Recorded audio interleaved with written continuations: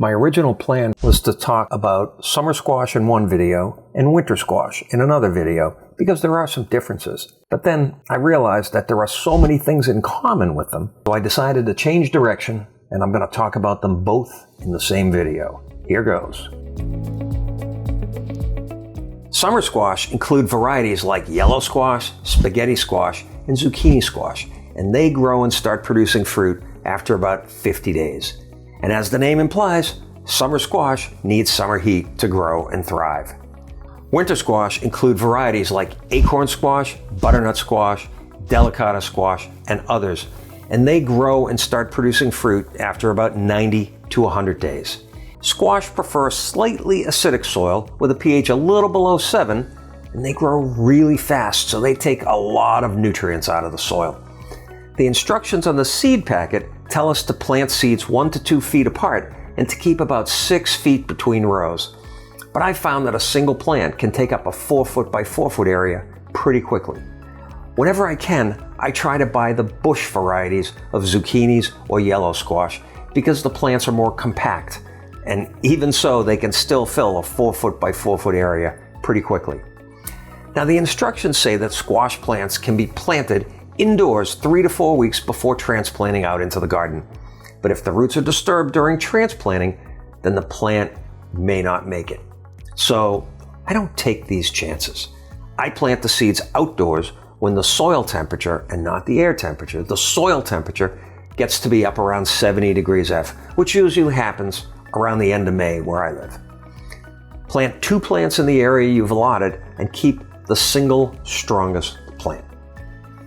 These plants are going to start off slowly, but once the weather gets hot enough, they really take off, producing giant leaves in the process. After about 5 or 6 weeks, flowers are going to start to appear. First the male flowers, and then eventually the female flowers, which are easy to identify because of the tiny little fruit you'll be able to see underneath the flower. And don't worry if all you see are male flowers for a few weeks. The females with the fruit will eventually show up. These plants grow fast, and once they get going, the fruit grow really fast too. Sometimes, if you miss a day, you'll find a giant squash waiting for you the next day. Pick your summer squash while they're small for best taste. During peak periods, you can pick summer squash every day or two from your plants for about a 3 to 4 week period.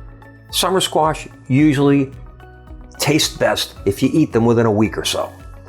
Now, spaghetti squash are a little bit different from yellow squash and zucchini squash in that the fruit takes a little longer to mature, but it also keeps longer after you harvest it.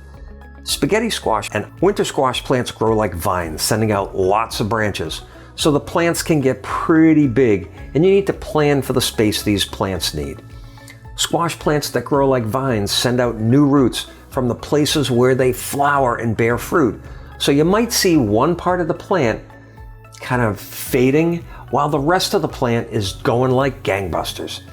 They also grow tendrils, which help the plant grab onto whatever's nearby to anchor the plant in place.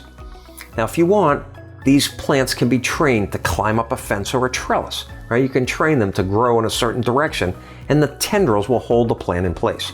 However, when you do this, the plant will have to rely on its first primary root system because it won't be able to send out new roots from where the plant is flowering or fruiting because that stuff's up in the air. Winter squash usually ripen toward the end of the summer when the weather starts to cool off. Be sure to pick the fruit before you get a frost, or you might risk losing the fruit. Winter squash can be eaten right away, but they can also be stored for 1, 2, maybe even 3 months as well. Last year, we ate our last butternut squash right around Christmas time. Now, there are some pests and diseases that you have to worry about with all varieties of summer squash. The bush variety of summer squash are susceptible to borer bugs, which bore into the stem and steal water from the fruit that you're trying to grow. One way around this is to cover the stem with soil, which keeps the bugs away. Another issue I've had with my summer squash is that powdery mildew starts to form on the leaves as I get toward the end of the growing season. Again, taking nutrients away from the plant, with the results being a smaller yield.